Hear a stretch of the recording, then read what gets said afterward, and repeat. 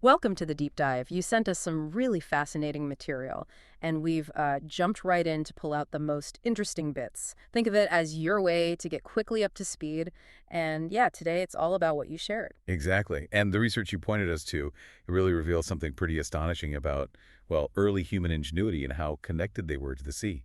And the heart of it is this pretty incredible find. Our Stone Age ancestors, back in Western Europe, they weren't just living near the coast, they were actually using whales in a surprisingly clever way. Absolutely. We've been looking closely at this paper. It just came out in Nature Communications, and it lays out these really remarkable archaeological finds backed up by some really advanced scientific analysis. Okay, let's get into it then. What's the big news here? What did they actually find? Okay, picture this. 20,000 years ago, you got mammoths roaming around, but our ancestors, they weren't just, scraping by. They were actually crafting things from the bones of these huge sea creatures, these whales, making tools. Yeah.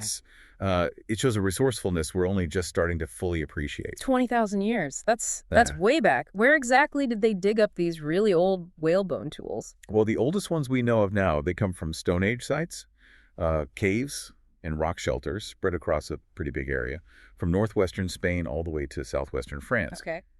And here's the thing that kind of challenges our assumptions. Some of these places were quite far inland, like up to 300 kilometers from the coast. Whoa, hang on. 300 kilometers inland. Yeah, which suggests, this wasn't just about finding stuff washed up on the beach right there. Right. That definitely changes the story about their connection to the sea. And this is much older than similar things found elsewhere, isn't it? Oh, definitely, yeah. If you look at other places, say the South Pacific Islands, the whalebone tools they found there are, relatively speaking, much younger. Only a few thousand years old, max. So these European finds are really pushing the timeline back. Considerably, yeah.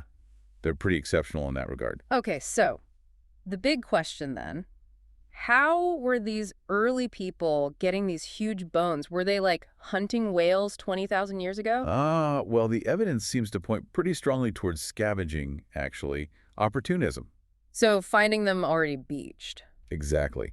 Researchers think they were collecting bones from whales that had already stranded naturally, like a sort of Stone Age recycling program, really making the most of what the environment offered.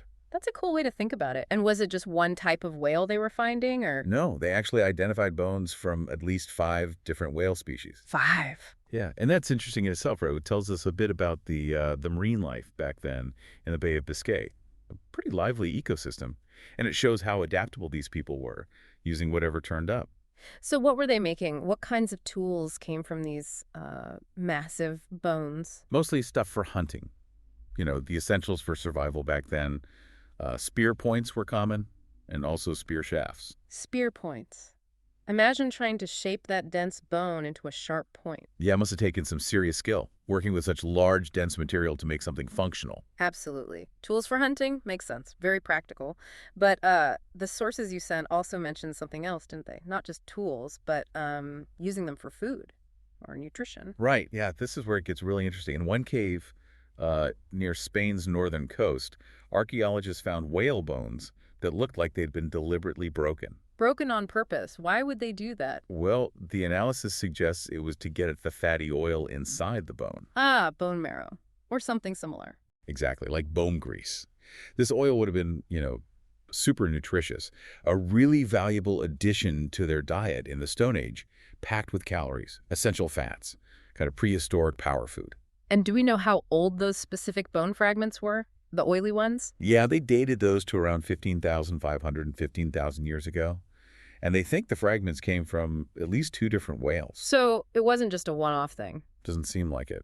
It suggests a sustained effort, a real understanding of how to get the most out of these animals, every single part. Okay, so stepping back a bit, what's the bigger picture here? Why is this discovery, such a big deal for understanding early humans?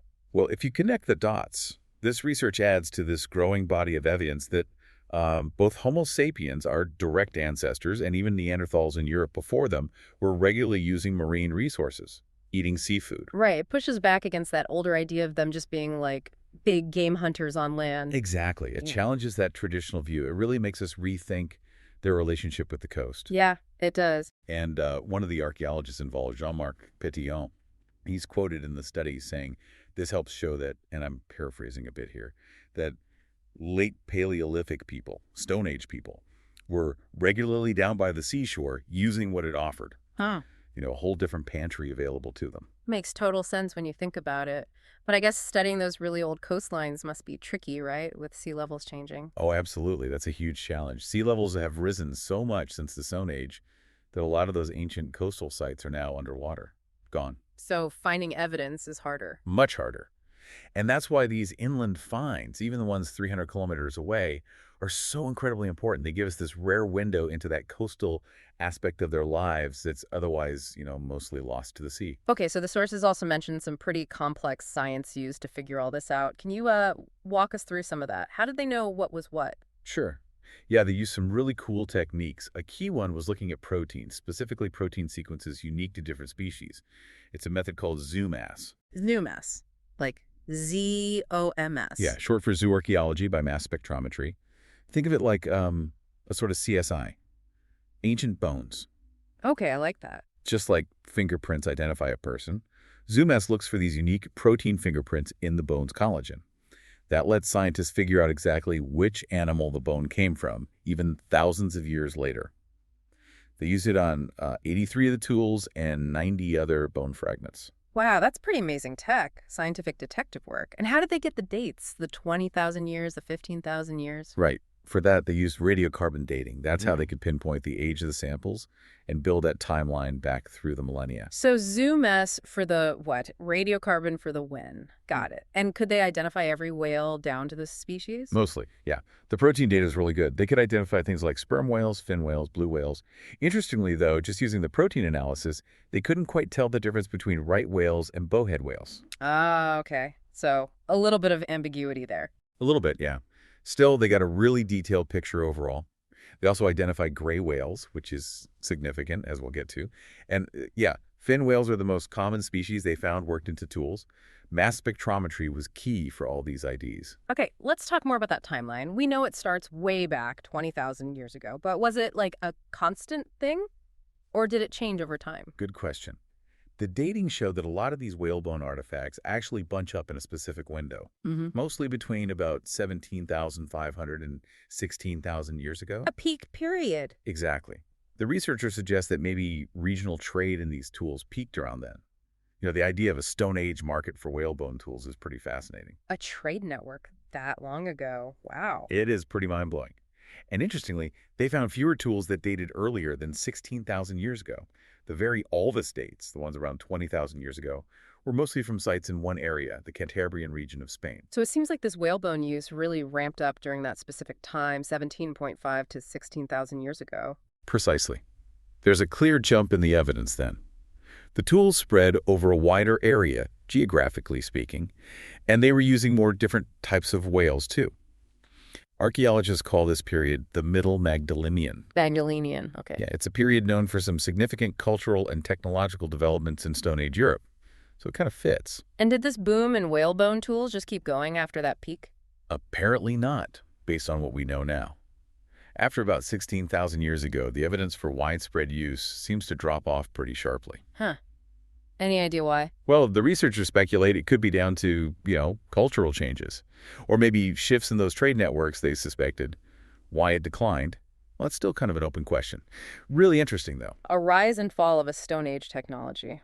Wild. Yeah. Now, you mentioned the study also tells us stuff about the whales themselves. What can these old bones reveal about the actual marine life back then? Oh, yeah, absolutely.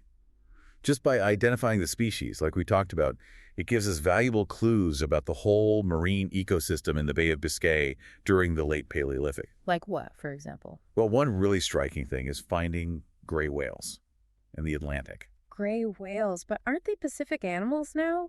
Mostly? Exactly. Today, they're almost all in the North Pacific and the Arctic. Finding them in the Atlantic back then suggests that their populations used to be there, and there was this continuity from the Pleistocene into more recent times. It's a big deal for understanding how species distributions can change over long timescales. Wow, gray whales swimming in the Atlantic 15,000 years ago. That's hard to picture. What else did they learn about the whales' lives? They also did stable isotope analysis on the bones, looking at the ratios of different types of carbon and nitrogen atoms locked in the bone structure. Okay. What does that tell you? It's kind of like reading a chemical diary stored in the bone. These ratios reflect what the whale ate and roughly where it was feeding in the food web. It gives us this amazing snapshot of their ecology.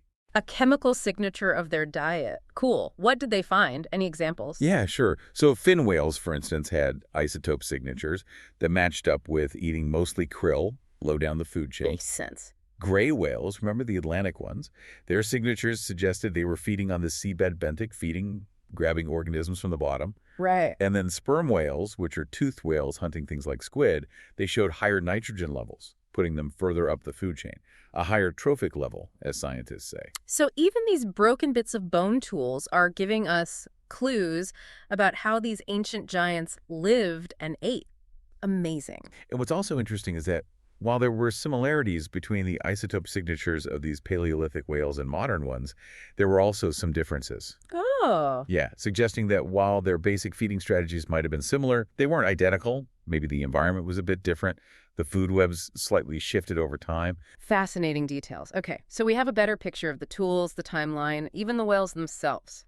But let's just double check on how these people were getting the whales in the first place. Right. Well, as we said earlier, the strongest theory is still opportunistic scavenging, finding whales that were already beached or had drifted ashore. No signs of actual whaling boats or harpoons or anything like that. Not at this stage, no. There's just no evidence for that kind of active whaling technology that far back. They were being smart, resourceful, using what nature provided. Taking advantage of these massive natural windfalls, essentially. It does make you wonder what they thought culturally, seeing these immense creatures wash up. Oh, absolutely. You have to imagine encountering something that huge, even dead on a beach, must have been a pretty significant event. Whales probably had some real cultural importance for these coastal communities even back then. Powerful, awe-inspiring animals. Yeah, for sure. Okay, let's loop back to how they use the finds. We've got tools, we've got oil extraction. Anything else significant about the way they use the whale remains? Well, the study really highlights those two main things. Using the bone as raw material for tools, especially those weapon parts, the spear points and foreshafts, and then also transporting chunks of unworked bone inland. Right. And did they seem to prefer certain whale bones for the tools? It looks like sperm whale bone might have been favored, yeah, especially for tools. Any idea why? The researchers think it might be because of the properties of their jawbones. Maybe they're particularly dense or shaped in a way that made them really good for crafting strong, durable weapons. You'd want something reliable for a spear point, right? Makes total sense. The material really matters for the job. And what about those other bones, the unworked ones found inland? Why haul those chunks around? Yeah, that site, Santa Catalina Cave, is really interesting for this. They found these fragmented bits of fin whale and also right or bow head whale bone that had clearly been brought there. But not for making more tools, you said. Probably not. Given how fragmented they were and often spongy, they weren't ideal for tool making or for building anything.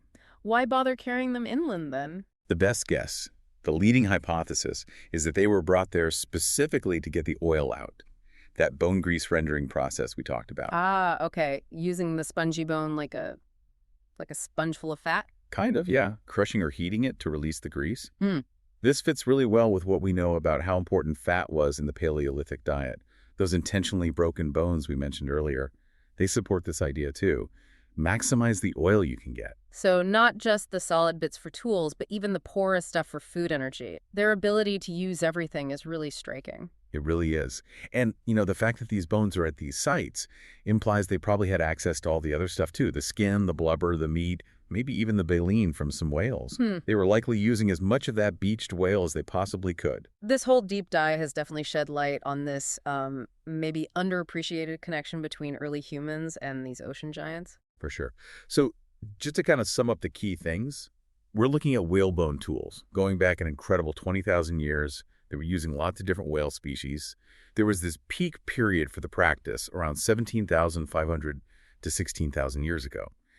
And we're getting all these new insights into how humans adapted to coastal life and about the ancient whales themselves in the Bay of Biscay. It really is amazing to think about these early communities not just getting by, but actually thriving by figuring out how to use what the ocean gave them. Even something as huge and, you might think, unmanageable as a beached whale. That ingenuity is really something. It definitely highlights their adaptability, doesn't it? And just how well they understood their environment. So for you listening, maybe think about this. If early humans, with pretty basic technology compared to ours, could find such incredibly clever and complete ways to use something like a beached whale, what kinds of resources that seem maybe useless or unimaginable to us now might future societies find creative ways to repurpose, especially as they face new challenges and opportunities? It's a pretty interesting thought about human innovation, right? It really is. Yeah. A fascinating question to ponder. And yeah, if you want to dig deeper into this specific period, looking up research on the Magdalenian culture or the archaeology of coastal sites in general would be a great next step. Definitely. Well, thanks for joining us on this deep dive. Until next time, keep thinking, keep exploring.